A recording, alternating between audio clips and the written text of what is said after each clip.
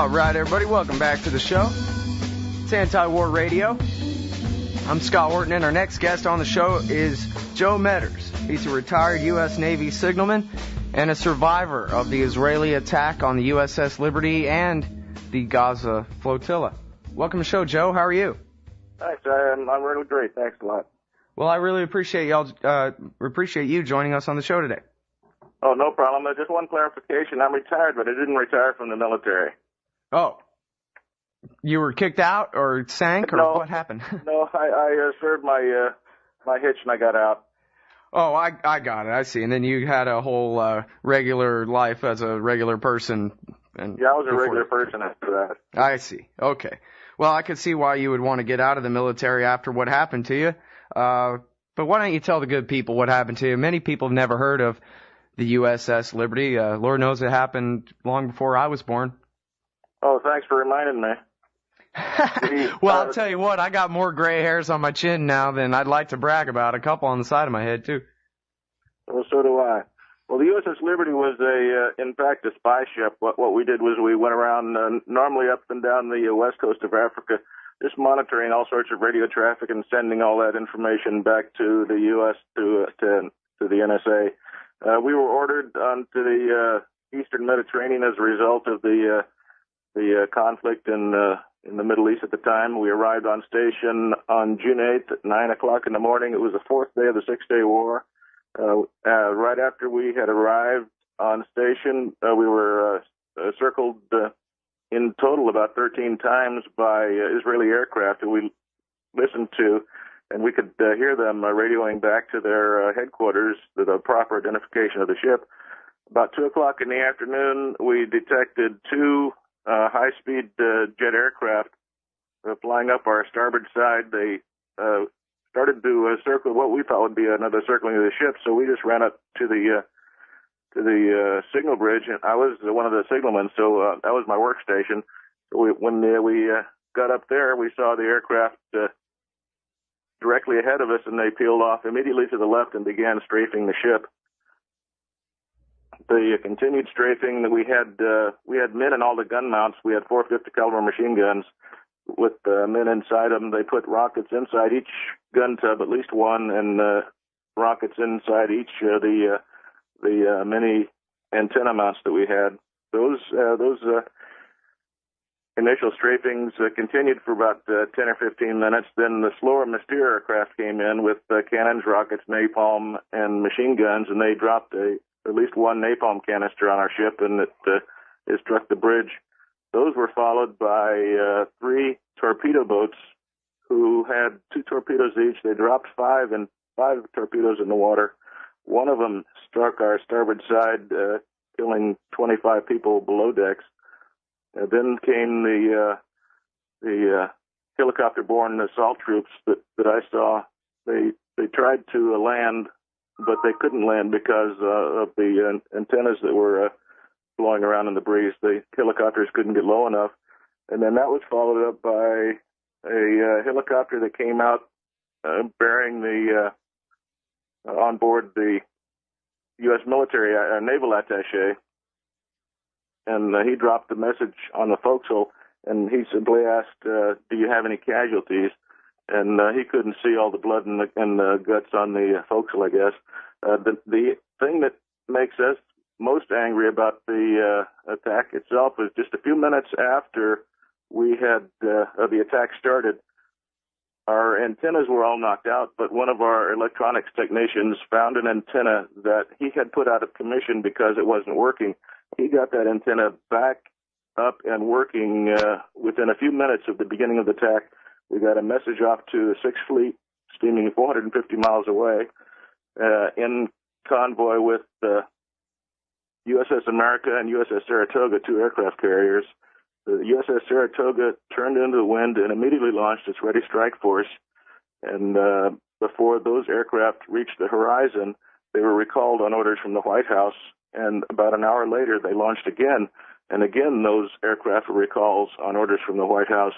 And all the while, we were continuing under attack, calling for help, and the radiomen on those Sixth Fleet ships were listening to us, knowing that the aircraft that had been launched to come to our assistance had been recalled on orders from the White House.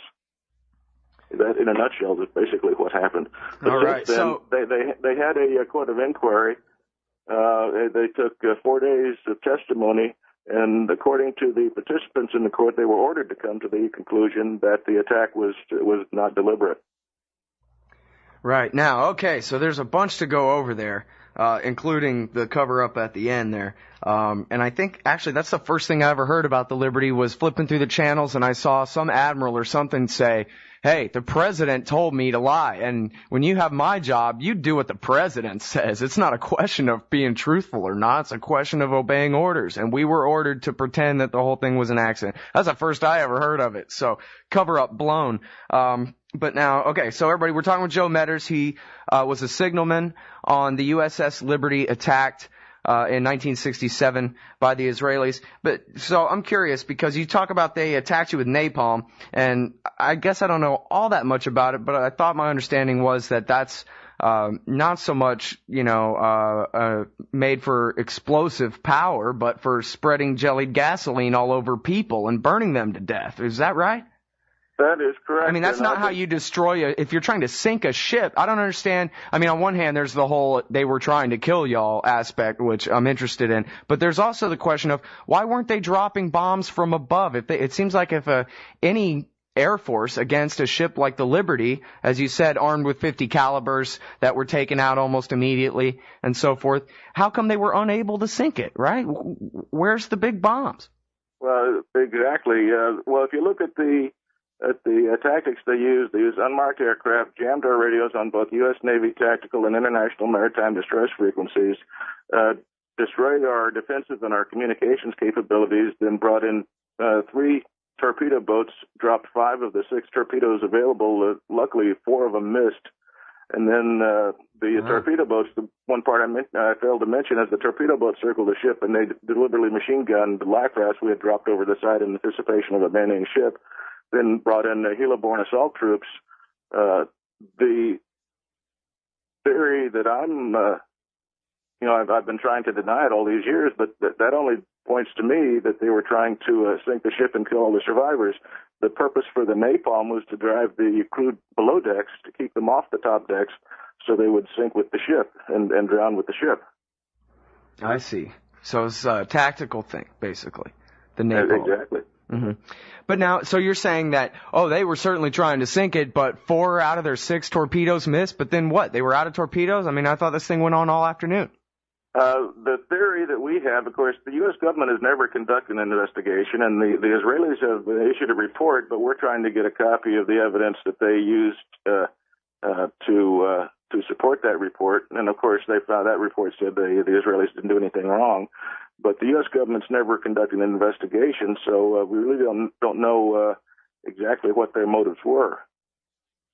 Right. Now, well, there are some theories, and I guess, it's okay for you to speculate. You're the victim of it, and they refuse to, as you just said, have any kind of process for justice. So, I hear some say that, they were what they wanted to do was sink the ship and then blame it on the Egyptians and get America into the 67 war full scale on their side.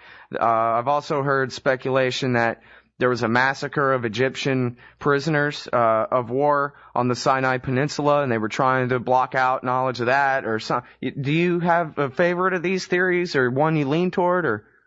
Well, I've been leaning toward 2, actually. The one I just described. Plus, there was one that suggests that the Israelis wanted to invade the Golan Heights, but all their troops were massed in the Sinai Peninsula, and we were close. In order to move their troops. Such a mass movement, they would have to have a lot of radio traffic, and we could detect increases in radio traffic. We couldn't hear the actual words that were being spoken because we were too far away. We could detect the increase in the radio traffic, so they probably wanted to have the invasion of the Golan Heights accomplished before the U.S. government found out about it. But then again, the U.S. Embassy was right there, and they could probably listen to that as well. So I don't know how much credence that theory would support. All right, everybody, we're talking with Joe Meadors. He survived the Israeli attack on the U.S.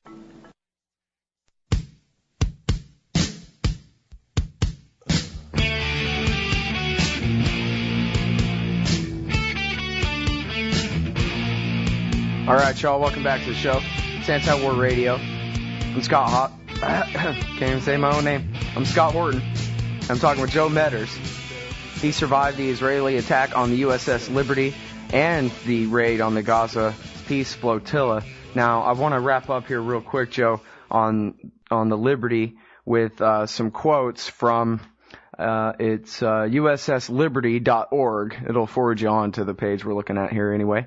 And there are quotes here from Lyndon Johnson, from Dean Rusk, then Secretary of State, Clark M. Clifford, then Presidential Advisor and Chairman of the President's Foreign Intelligence Advisory Board, George Ball, Undersecretary of State, intelligence officials, Member of Congress, Admiral Thomas H. Moore, Captain Ward Boston, Commander Ernest Castle, and Commander William McGonigal, all of the U.S. Navy. Richard Helms, the director of the CIA, all of them say that this was not an accident. They knew what they were doing. They were trying to sink your ship. That is correct. And all we're trying to do is get the attack investigated. It's the only attack on the U.S. Navy ship in the history of the U.S. that's never been investigated by the U.S. government. Well, and it really is just amazing. It's a story almost as amazing as the story itself. The fact that most Americans have never even heard of this, never will.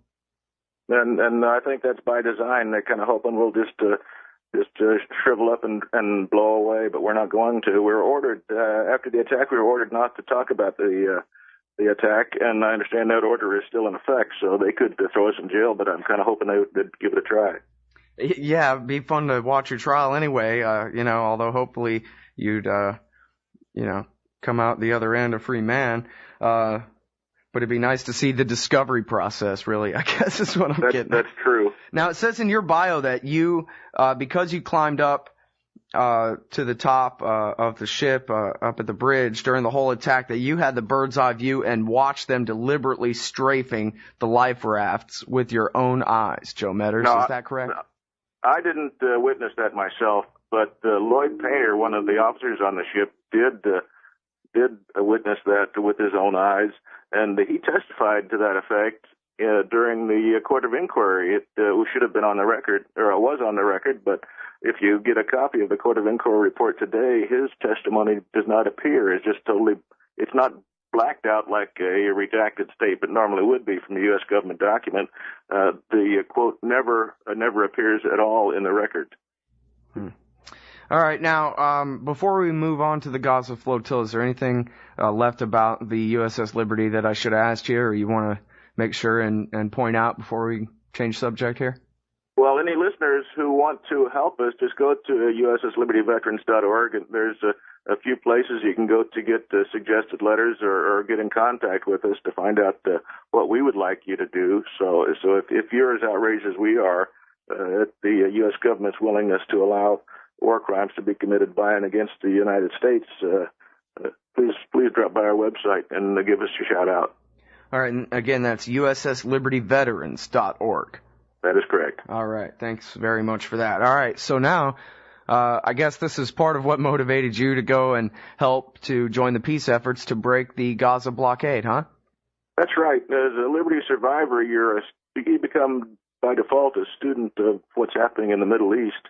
And you learn to sort out the wheat from the chaff and know what questions to ask and what questions aren't going to be answered. So when I was given the opportunity of being a member of the flotilla, I jumped at the chance, even given my history. I guess you knew you were sort of taking a risk that you might not make it out alive this time, or that you might end up being a survivor of another attack by the Israeli military, huh? Well, I knew that they couldn't kill me the first time, so I thought maybe God was on my side. Well, yeah, everybody in the Middle East thinks God is on their side. I think that might be part of the problem. But anyway, at least you were unarmed. You were going to deliver tricycles and wheelchairs and food and medicine to civilians, victims of a blockade. That's exactly right. And all of the ships were inspected by inspectors before we left. So the claim that they were afraid that we were carrying arms and ammunition to the radical elements in Gaza is just a smokescreen. Well, now I guess you were lucky enough that the raid on your ship did not turn into a bloodbath like the raid on the Mavi Marmara, right? That is correct. However, the Israelis tried to give the impression that everything was just peace and love when they came on board, and it wasn't. They used their concussion grenades. They used their batons, kicked people, tied people up, and all that stuff. So it wasn't flowers and honey when they arrived either. Yeah, well, and I think that is a pretty underreported part of this story, is exactly how the raids went down on the other ships. I think you weren't on the same ship as former Ambassador Ann Rice, right? No, she was on I believe the Challenger 1, and I was on the Sfindoni with former Ambassador Ed Peck and 3 other Americans. Mm-hmm. And now, when I talked with Kenneth O'Keefe, and he was on the Mavi Marmara, he said that once in custody that he was beaten, and of course when he was released, there were pictures of him with his head all bloodied. Were you guys mistreated in Israeli custody at all after they finished kidnapping you off of the high seas?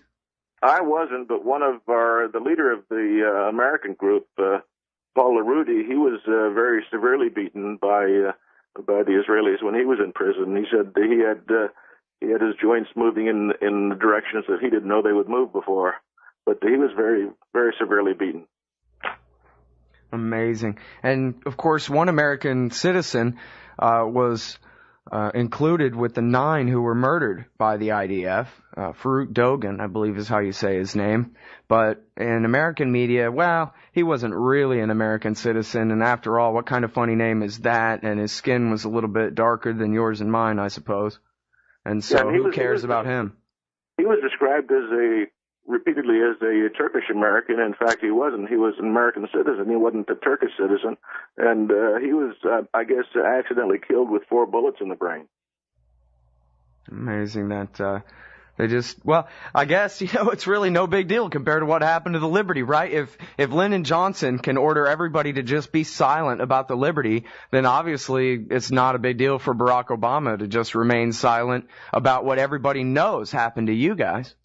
Oh, and I don't think he really cares. And my congressman doesn't either. Ann Wright and I just completed a 10-day tour of Texas, talking to in 6 different cities, and one was down here in Corpus Christi where I live, and invited my congressman to send somebody to the presentation just to listen to first-person accounts of what has happened.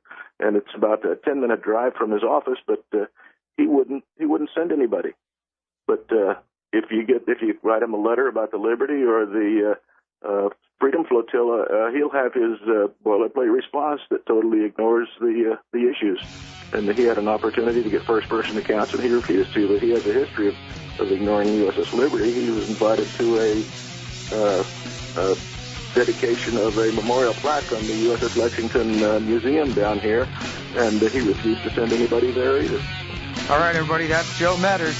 The website is usslibertyveterans.org. Thanks very much for your time on the show today. I really appreciate it. Thanks.